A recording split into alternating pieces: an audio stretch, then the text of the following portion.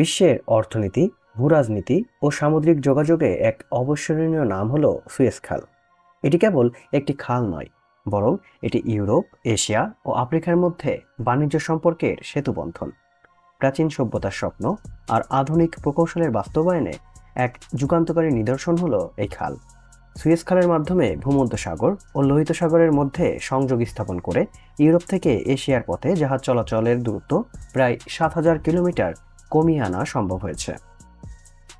Suez খাল অবস্থিত মিশরের উত্তর পূর্বাংশে। এটি ভূমধ্যসাগরের সঙ্গে লোহিত সাগরকে সংযুক্ত করেছে। খালটির উত্তর প্রান্তে রয়েছে পোর্ট সাইদ এবং দক্ষিণ প্রান্তে রয়েছে পোর্ট তাওফিক ও সুয়েজ শহর। পুরো খালটি প্রায় ১৯৩ কিলোমিটার দীর্ঘ এবং এতে কোনো লক সিস্টেম নেই, যার ফলে জাহাজগুলো সমুদ্রের পানির স্বাভাবিক উচ্চতা অনুযায়ী চলাচল করতে পারে। সুয়েজ খালের ধারণা আদতে প্রাচীন। খ্রিস্টপূর্ব ১৮ শতকের দিকে ফারাও সেনুসরেত প্রথমবারের মতো একটি খাল নির্মাণ করেন, যা নীল নদকে লোহিত সাগরের সঙ্গে যুক্ত করেছিল। পরবর্তীকালে পারস্য সম্রাট দারিউস, আলেকজান্ডার দ্য গ্রেট ও বিভিন্ন আরব শাসকেরা এ খাল ব্যবস্থাকে পুনর্নির্মাণ ও উন্নয়নের চেষ্টা করেন। তবে আধুনিক সুয়েজ খালের বাস্তবায়ন ঘটে ১৯ শতকে। ফরাসি কূটনীতি ফার্নিয়ান্দো দা লেসেপস এই প্রকল্পের জন্য মিশর সরকারের অনুমতি পান ১৮৫৪ সালে। তিনি সুয়েজ ক্যানাল কোম্পানি প্রতিষ্ঠা করেন, যা পরবর্তীতে খাল নির্মাণের দায়িত্ব পালন করে। সুয়েজ খালের নির্মাণ শুরু হয় ১৮৫৯ সালে এবং শেষ হয় ১৮৬৯ সালে। পুরো নির্মাণ কাজে প্রায় ১,৫০,০০০ শ্রমিক অংশ নেয়। এই বিশাল প্রকল্পে হাজার হাজার মানুষ মারা যায় নানা রোগ, দুর্ঘটনা ও কষ্টকর পরিবেশের কারণে। ১৮৬৯ সালে ১৭ই নভেম্বর আনুষ্ঠানিকভাবে খালটি উদ্বোধন করা হয় এবং বিশ্বে এক নতুন যুগের সূচনা হয়। ১৮৮২ সালে ব্রিটিশরা মিশর দখল করে এবং সুয়েজ খালের নিয়ন্ত্রণ নেয়। তারা এই খালকে ভারত ও অন্যান্য উপনিবেশ পৌঁছানোর জন্য একটি কৌশলগত পথ হিসাবে ব্যবহার করে।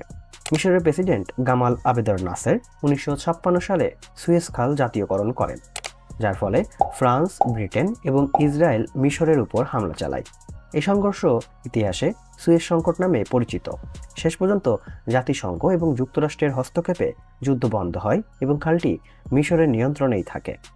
বিশ্ব বাণিজ্যের প্রায় ১২% সুয়েজ খালের মাধ্যমে পরিবাহিত হয়। এটি এশিয়া ও ইউরোপের মধ্যে তেল, গ্যাস, কন্টেনার ও অন্যান্য পণ্যের প্রধান পথ। মিশরের জন্য খালটি বিশাল অর্থনৈতিক সম্পদ। ২০২৩ সালে খাল থেকে প্রায় $৮ বিলিয়ন রাজস্ব অর্জিত হয়। প্রতিদিন প্রায় ৫০ থেকে ৭০টি জাহাজ এই পথ ব্যবহার করে থাকে। সুয়েজ খাল শুধু আন্তর্জাতিক দিক থেকেই গুরুত্বপূর্ণ নয়, এটি একটি কৌশলগত সামরিক পথও। যে কোনো সময় খাল বন্ধ হয়ে গেলে বিশ্ববাজারে তেল ও অন্যান্য দ্রব্যের দাম আকাশ ছোঁয়া হয়ে যেতে পারে। ১৯৭৩ সালে আরব ইসরায়েল যুদ্ধের সময় খালটি সাময়িকভাবে বন্ধ করে দেওয়া হয়েছিল, যার ফলে বৈশ্বিক সংকট দেখা দিয়েছিল। ২০২১ সালে একটি বিশাল কন্টেনার জাহাজ এভারগ্রিন সুয়েজ খালে আটকে পড়ে এবং ৬ দিন ধরে খালটি অবরুদ্ধ করে রাখে। এই সময়ে শত শত জাহাজ আটকে যায় এবং বিশ্ব বাণিজ্যের বিশাল ক্ষয়ক্ষতি হয়। এই ঘটনা খালের সংকীর্ণতা ও সীমাবদ্ধতা নিয়ে নতুন করে প্রশ্ন তুলতে থাকে। সুয়েজ খাল কর্তৃপক্ষ সম্প্রতি বছরগুলোতে খাল সম্প্রসারণের বহু উদ্যোগ গ্রহণ করেছে। ২০১৫ সালে মিশর সরকার নিউ সুয়েজ খাল প্রকল্প চালু করে, যেখানে একটি নতুন খাল খনন করা হয় ৭২ কিলোমিটার দৈর্ঘ্যের মূল খালের পাশেই। এর ফলে জাহাজ চলাচলের গতি ও পরিমাণ অনেক বৃদ্ধি পেয়েছে। আগামী বছরগুলিতে খালটির কিছু অংশ আরও গভীর ও প্রশস্ত করার পরিকল্পনা রয়েছে, যাতে সুপার ট্যাঙ্কার এবং বিশাল কন্টেনার জাহাজ অনায়াসে চলাচল করতে পারে। সুয়েজ খালের মাধ্যমে লোহিত সাগরের কিছু সামুদ্রিক প্রজাতি ভূমধ্যসাগরে ঢুকে পড়েছে, যা স্থায়ী ইকোসিস্টেমের জন্য হুমকি স্বরূপ। এই পরিবেশগত পরিবর্তন গবেষকদের জন্য উদ্বেগের বিষয় হয়ে দাঁড়িয়েছে। সুয়েজ খালের আধিপত্য চ্যালেঞ্জের মুখে পড়ছে নানা বিকল্প প্রকল্পের কারণে। উত্তর মেরু গলে যাওয়ার ফলে রাশিয়া ও চীন নর্থ সি রুট বিকশিত করতে চাইছে, যাতে ইউরোপ এশিয়া সংযোগ সুয়েজ খাল এড়িয়ে চলতে পারে। ইসরায়েল এবং আমিরাত যৌথভাবে একটি নতুন ট্রান্সপোর্ট করিডোর গড়ে তোলার পরিকল্পনা করেছে, যা উপসাগরীয় বন্দর থেকে ইসরায়েলের মধ্য দিয়ে ভূমধ্যসাগরীয় বন্দরে পৌঁছাবে। সুয়েজ খাল ইতিহাস, অর্থনীতি, ভূরাজনীতি ও প্রকৌশলের এক অনবদ্য মেলবন্ধন। প্রাচীন স্বপ্ন আজ আধুনিক বাস্তবায়নে পরিণত হয়েছে।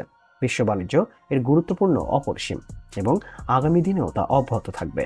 তবে এর সঙ্গে সঙ্গে নতুন চ্যালেঞ্জ, বিকল্প পথ ও পরিবেশগত প্রশ্নও সামনে আসছে। এই খাল কেবল মিশরের নয়, বরং পুরো বিশ্বের সম্পদ। একে টিকিয়ে রাখতে হবে সচেতনতা, কৌশল ও প্রযুক্তির মাধ্যমে। বন্ধুরা, ভিডিওটি শেষ পর্যন্ত দেখার জন্য আপনাদের সবাইকে ধন্যবাদ। যদি ভিডিওটি ভালো লেগে থাকে তাহলে আমাদের চ্যানেলটি সাবস্ক্রাইব করতে ভুলবেন না। দেখা হচ্ছে পরের কোনো ভিডিওতে।